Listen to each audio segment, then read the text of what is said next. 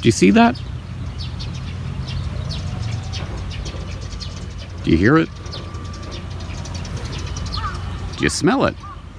Well, probably not, because you're probably consuming this media in a dimly lit room through a tiny screen on an electronic device. But trust me, it's beautiful. James Corbett here, corbettreport.com. Yes, it is a sign of a profoundly sick society when going outside and reconnecting with nature is seen as some sort of radical or strange thing to do. And yet here we are. And yes, depending on what particular sector or quadrant of the global biosecurity grid you may happen to be inhabiting at this particular moment in the COVID 1984 nightmare dystopian insanity we're inhabiting, you may or may not be allowed to go outside to enjoy nature, or you may be subjected to various restrictions on what times you may do so, or with how many people, or in what state of maskedness you must be in order to do so. How utterly deranged is it that we are being told to stay inside our homes, masked up and 6 feet apart from other human beings at all times, in order to preserve our health? At least until such time as we receive not 1, but 2, it must be 2 doses of the experimental gene therapy, which, of course, to reiterate, has not been approved. It is emergency use authorization in all of the countries in which it is being used because clinical trials are still ongoing. But take it for your health. And until you do so, do not go outside. Do not breathe fresh air. Do not bathe in natural sunlight. Yes, profoundly sick. Inherently wrong. I could document this, I suppose. I could go through and talk about the ill health effects of staying indoors, of keeping yourself masked up, of keeping yourself out of natural sunlight. I could talk about the good health effects of fresh air, of natural sunlight in stimulating vitamin D production, a vitamin in which most human beings are profoundly deficient. But do I need to? Do I really need to make the case for the good health effects, not just physical, but of course also mental, of going outside, of being connected to nature?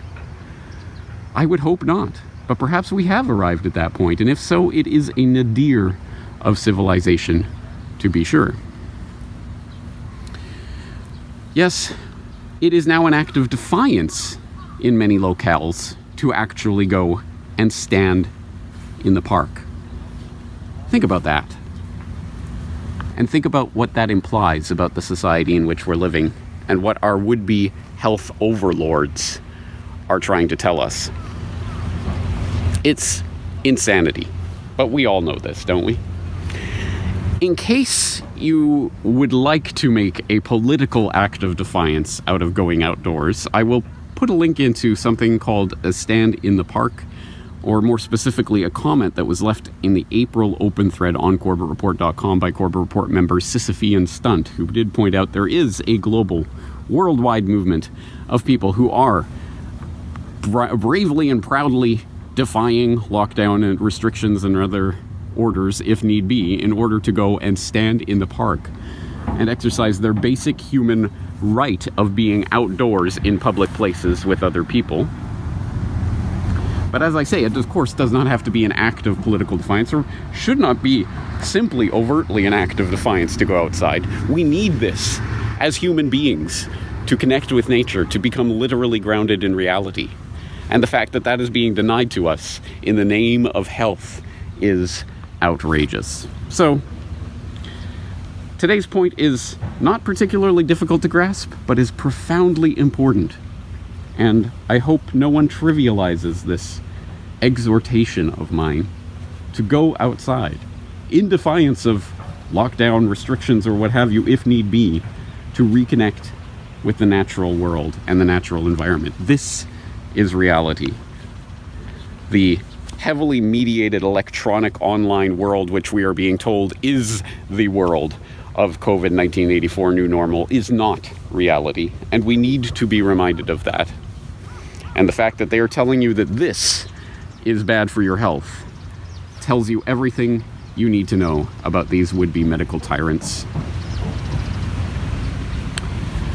This is James Corbett, corbettreport.com.